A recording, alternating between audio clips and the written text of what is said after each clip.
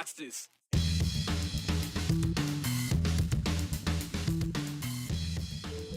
The Israel-Hamas war may be taking place a long way from the 208 area code, but one Idaho senator has had an exclusive insight over the past year. Senator Risch tells us what he thinks the U.S. should do to avoid World War III. We know it's a touchy subject when you talk about California things coming into Idaho, but does that apply to the film industry too? Boise may never be confused with Hollywood, but One Eagle Couple has brought Boise its first ever film fest. Bowling a score higher than your age might be easy enough for most people. Young people, that is. But try doing it at the age of 96.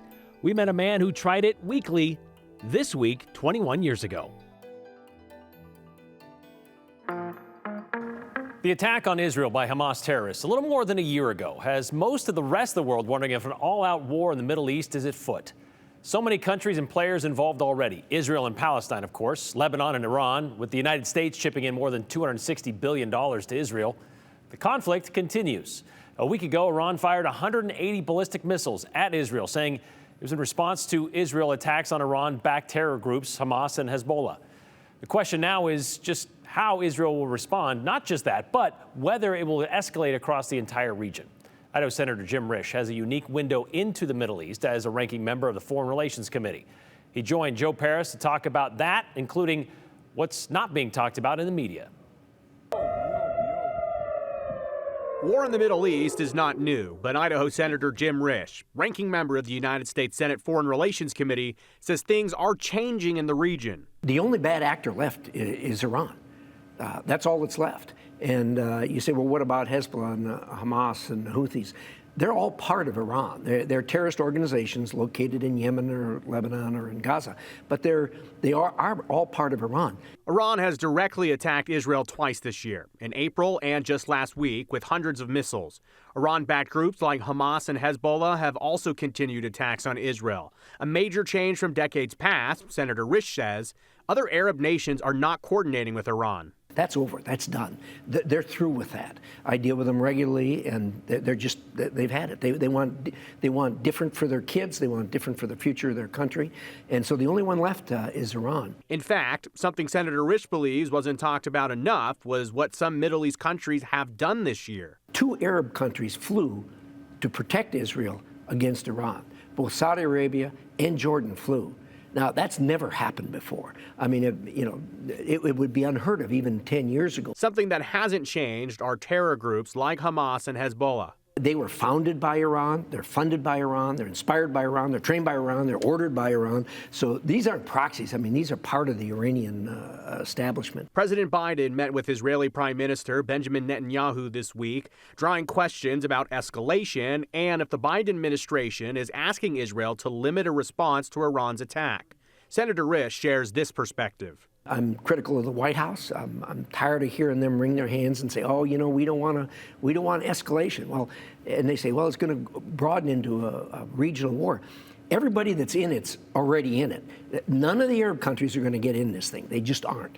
So the ones that are in it are already in it, and so you don't need to worry about escalation. You need to end this thing. And the way it's going to be ended is for Israel to do what they have to do to end the existence, really, of Hamas. Some Americans have very loudly questioned what the Israeli strategy is in the Middle East. Senator Risch says this is Israel defending itself. They have made the decision, as we did in World War II. When we looked at the Nazis, we said, look, these people cannot exist as a military organization, a political organization, a cultural organization. We're going to destroy them. We got together with Britain and our other allies, and we did that. The Israelis have made the same decision as far as Hamas is concerned, and that's what they're doing. And if you put it in that perspective, you can understand what they're doing. A complicating component of the whole situation. Countless voices telling Israel what they think they should do. Nobody knows better how to take care of themselves than Israel does. And I've told them they need to butt out of it and don't be telling them how to fight this war. And what I do is I put it in a perspective of what if during World War II, we and the Brits invaded France, started across France, got into Germany, got about halfway through Germany, and somebody said, "Oh, you know, there's too many civilians dying. I think we're going to quit here and let Hitler and the Nazis be." We just said, "What are you, crazy?" You know, and I'm sure that's how Israel looks at this. So we know that President Biden and Prime Minister Netanyahu spoke over the phone, and there are now questions about what the action from Israel will be next. And Brian, I know that there worldwide attention on the Middle East has been for decades. You could go all the way back to the creation of the State of Israel.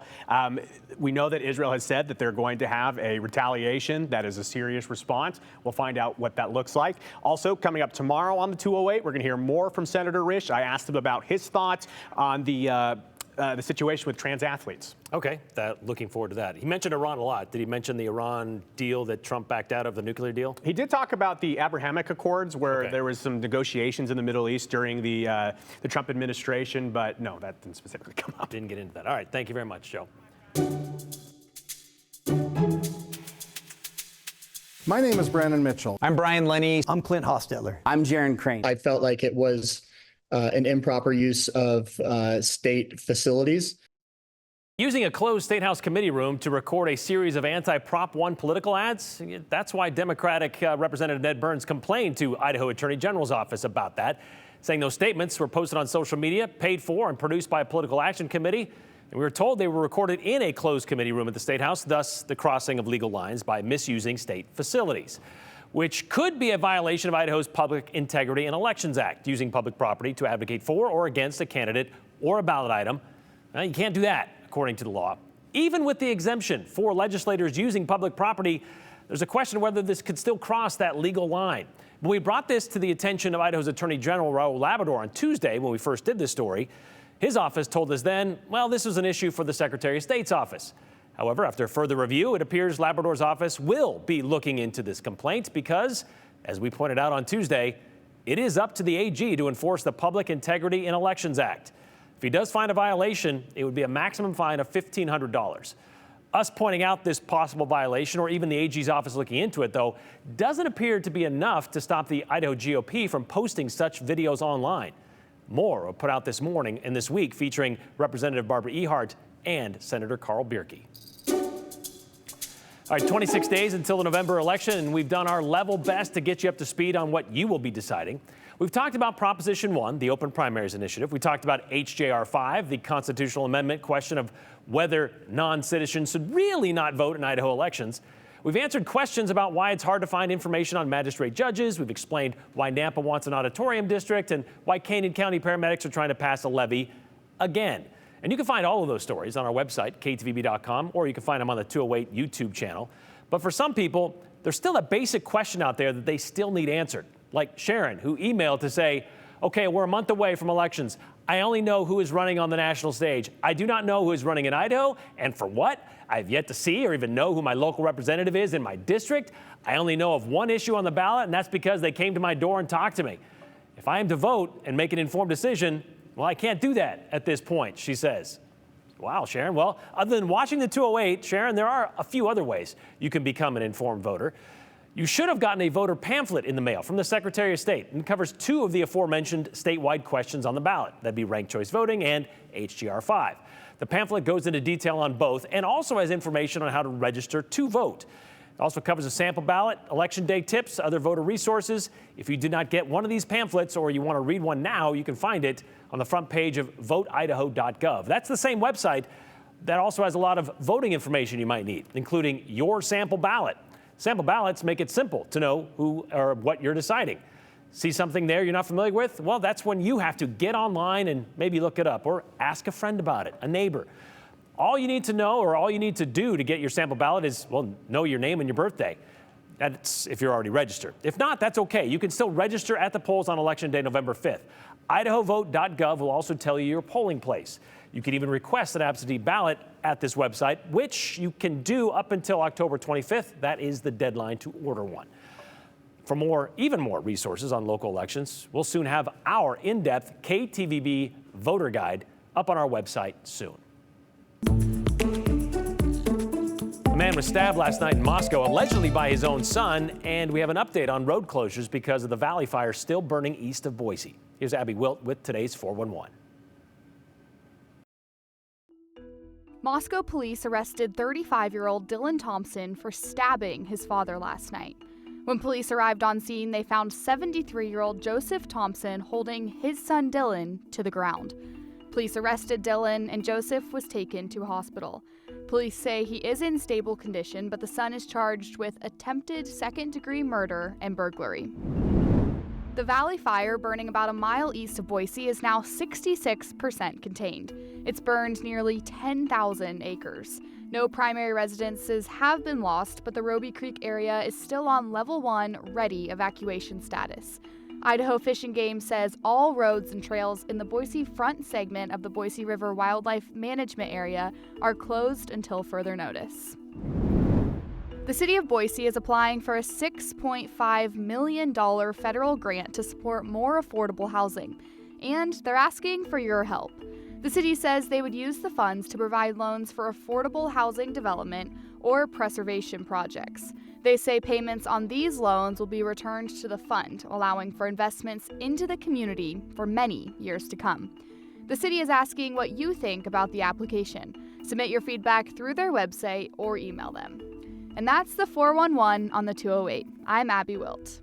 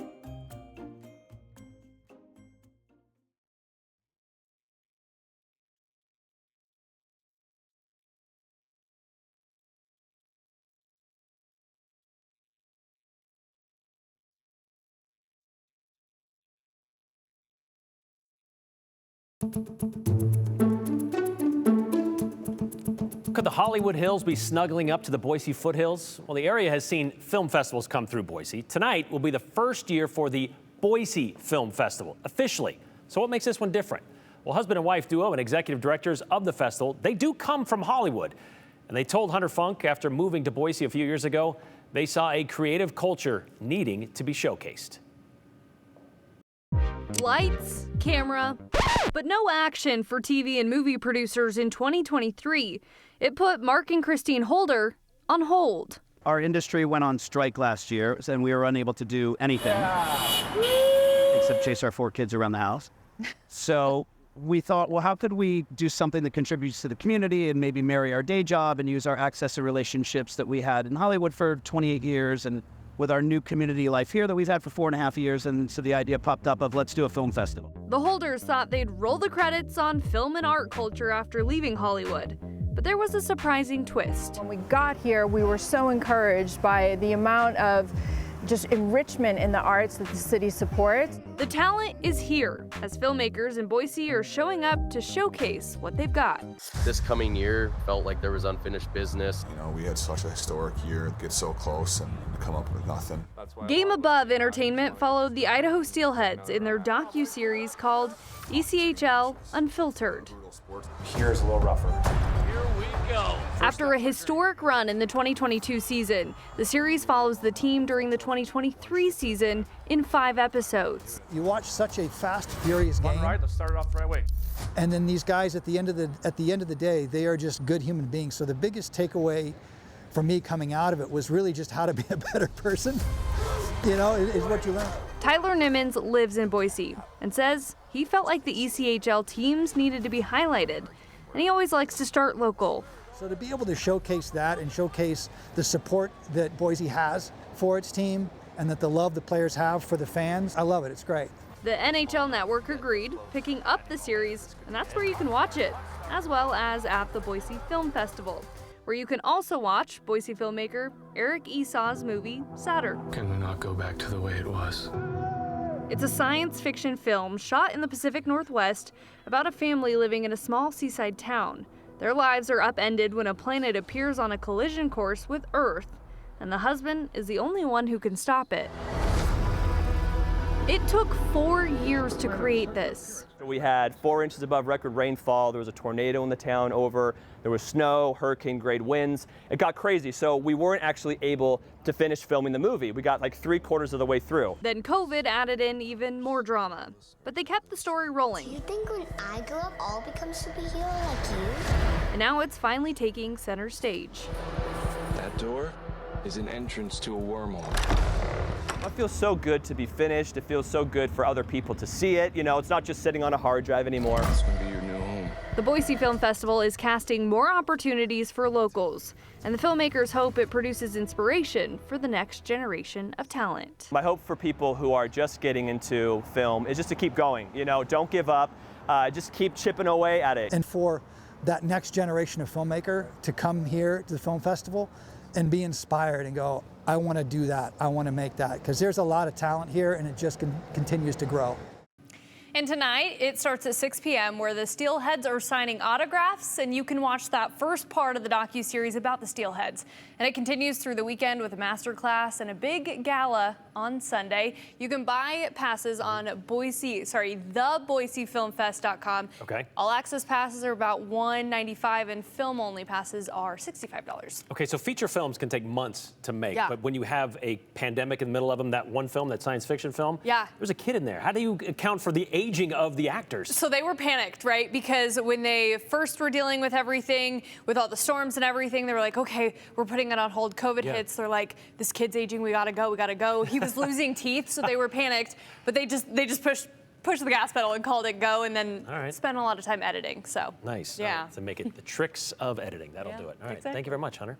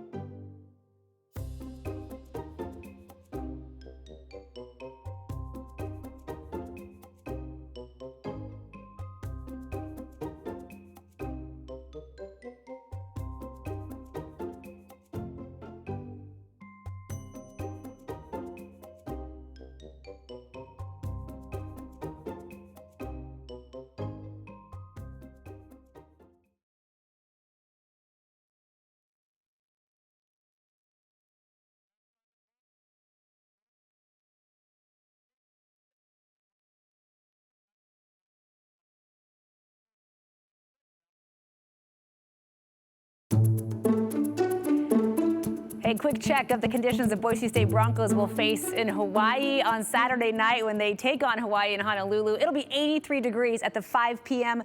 Hawaii Standard Time kickoff. That's 9 p.m. for us. So if you're staying up late, might be a bit shocking. They'll have sunshine when that game starts, and for most of the game, while it will be dark, of course, here in southwest Idaho, but still really pleasant conditions outside of some humidity that the Broncos will be traveling to there in Hawaii. Hey, look at our weekend. Our temperatures not far from that 83-degree high on Saturday. We'll hit 79 in Boise on Saturday, still upper 70s on Sunday, but we'll likely see more sunshine Sunday than what we'll enjoy on Saturday. And even today, a mostly overcast day. So that's really the only fluctuation day today over the next maybe 5 days or so is how much sunshine we might see out there as temperatures don't change a whole lot. We're at 71 in Boise right now. You can see some haze out there from those wildfires that continue to burn, and we've had a mostly overcast day. Those clouds should start to clear away tonight, so if you're trying to catch a glimpse of the aurora borealis tonight, you should have a little cloud cover to contend with, but nothing as thick as what we've been seeing for most of our day. Temperatures will drop into those upper 60s by 8 o'clock tonight. More sunshine, warming conditions tomorrow, and hey, if you love a predictable forecast from tomorrow through Tuesday, every afternoon, those highs up near 80 degrees, and look at that big change late next week. Rain returns and temperatures take a nosedive. You ever wondered what was happening in, I don't know, say 1907, October 1907, 117 years ago?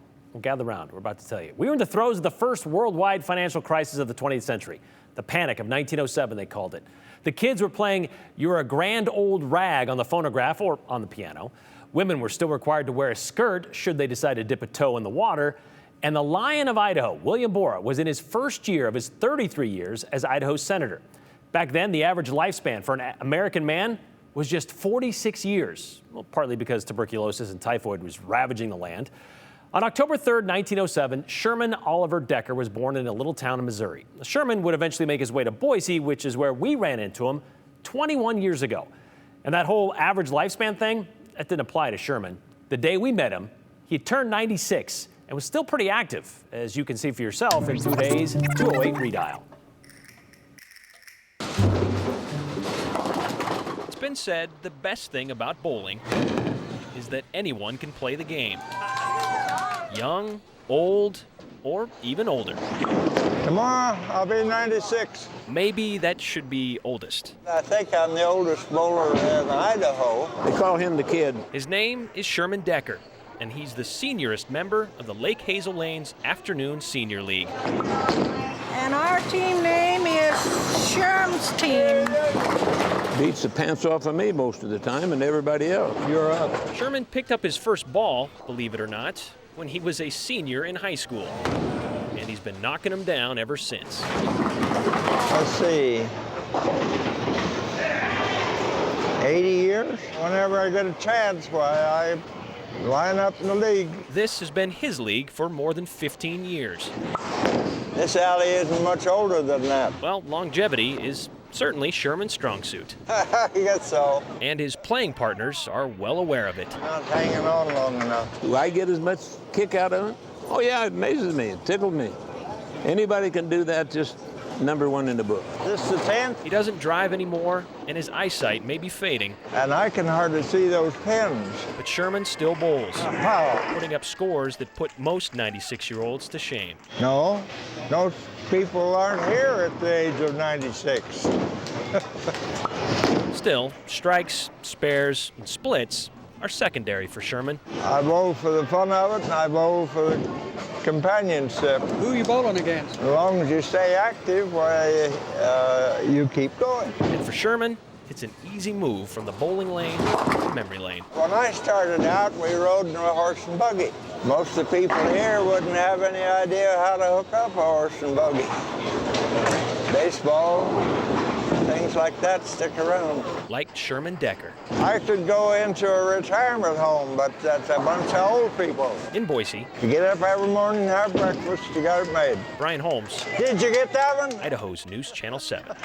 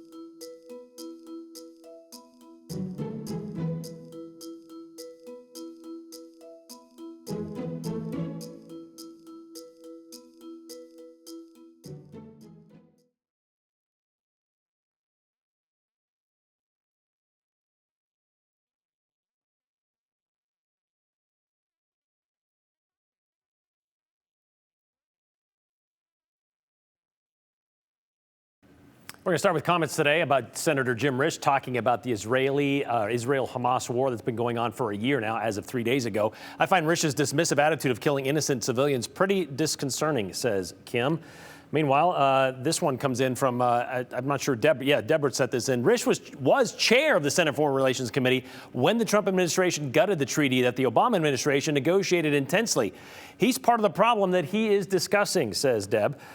Just for clarification, talking about voting now, when I change my voting status to unaffiliated, will I be able to vote for either one of the presidential parties? I've stayed with one party for several years, thanks. Brave and Boise. Yeah, here's what happens. General election, you can vote for anybody on the ballot.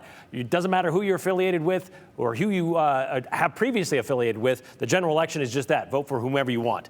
If you really want to be an informed voter, you might actually need to seek your own information, not wait for it to be sent to you by someone else, says Steve. That's a good point. You got to do some of the work. We'll see you tomorrow. Continue with us and watch free now on the KTVB Plus app everywhere you stream.